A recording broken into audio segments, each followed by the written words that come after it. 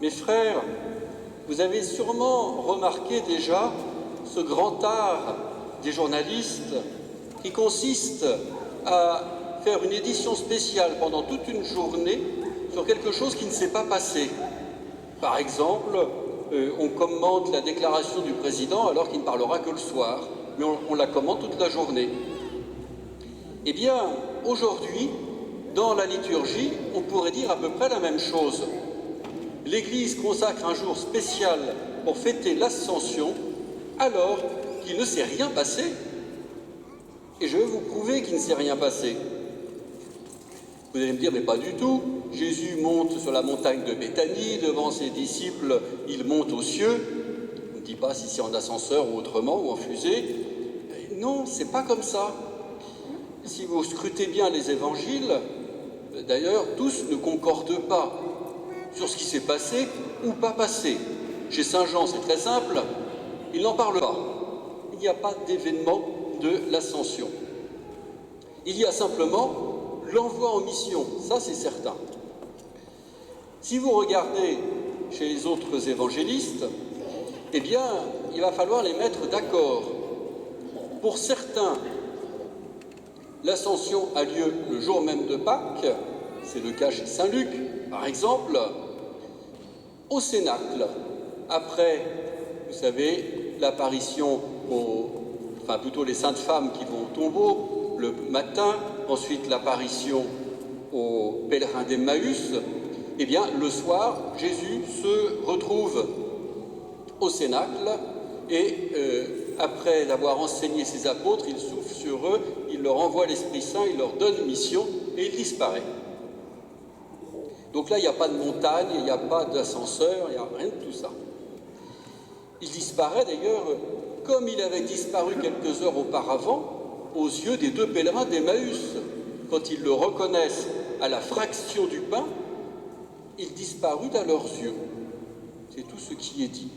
Finalement, il a disparu plusieurs fois dans la journée. Voilà, je pense à vous, parents de jeunes enfants, qui régulièrement les perdez quand vous venez à la messe, c'est à peu près pareil. On croit l'avoir, puis il n'est plus là.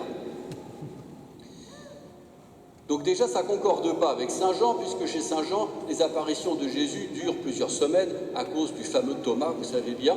Et puis encore, Saint Jean relate dans une deuxième finale de son évangile des apparitions en Galilée, au bord du lac, la fameuse deuxième pêche miraculeuse.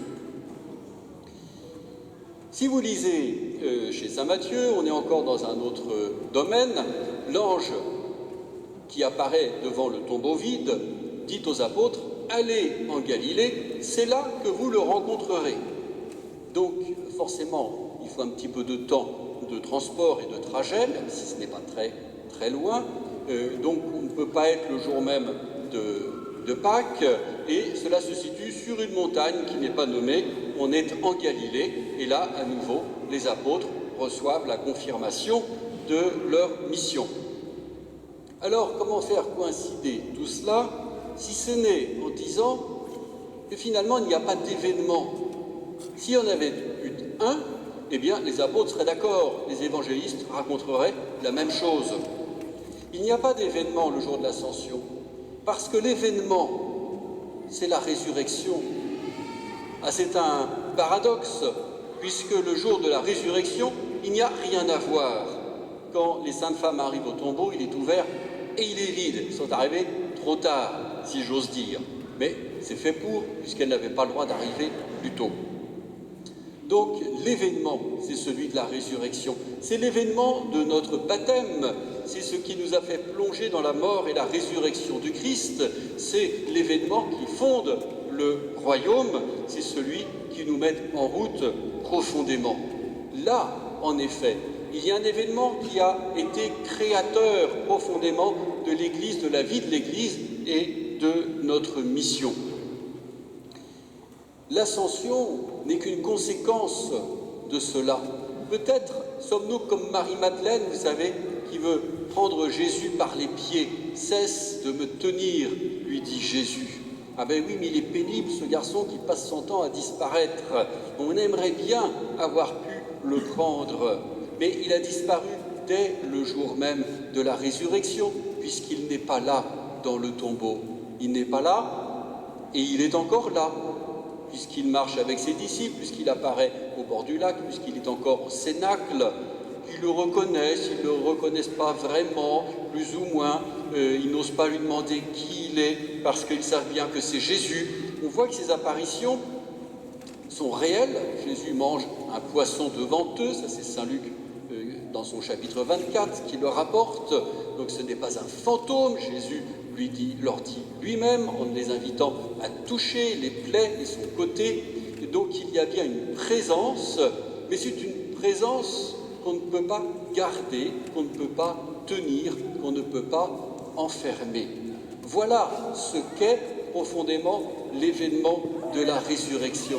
Sans jeu de mots, c'est une porte ouverte, bien sûr celle du tombeau, mais cela veut dire que pour nous, être plongés dans la mort et la résurrection du Christ, eh bien, c'est accepter d'entrer dans cette relation de confiance avec le Christ, où il nous précède toujours, il est toujours en avant et plus loin. Il est donc hors de question de se réfugier dans une forme de pratique religieuse où on pourrait dire « Seigneur, voilà, je fais ce qu'il faut ». Voilà. Comme disent certains anciens, pour expliquer qu'ils ont été catéchisés autrefois puis qu'ils n'ont plus mis les pieds à la messe, ils disent « j'ai tout fait ». J'ai envie de dire tout, sauf le départ qui a été un peu raté, et il y avait beaucoup à faire encore.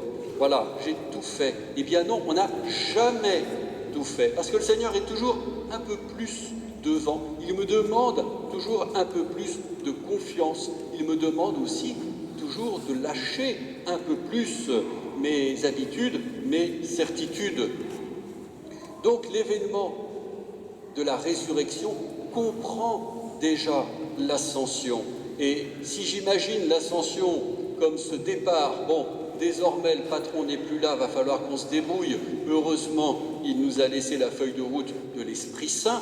Ben non, il n'est pas parti, puisqu'il le dit lui-même dans la finale de l'Évangile. Je suis avec vous tous les jours. C'est Marthe Robin, quand on la quittait, qui le dit au revoir, disait à tous les jours.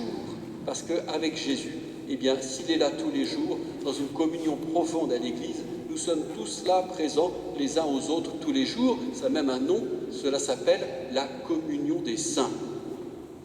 Alors oui, mes frères, le Seigneur ouvre ce chemin vers le ciel pour nous révéler cette dimension extraordinaire du royaume. La vie du ciel est déjà commencée au milieu de nous, à nous maintenant, eh bien, de savoir la faire rayonner, de savoir accueillir aussi la mission, les missions que le Seigneur nous confie, à nous de savoir aussi le reconnaître, en particulier, non seulement dans sa présence sacramentelle au cœur de la vie de l'Église, mais aussi à travers les actes de charité, l'attention aux plus petits, tous ces moments où Jésus a dit « Eh bien, c'est à moi que vous l'avez fait, si c'est à lui que l'on fait ces actes de charité, c'est bien qu'il est là aussi. » Donc le Seigneur n'est pas si loin que ça, il n'est pas si haut que ça. Par contre, il veut nous attirer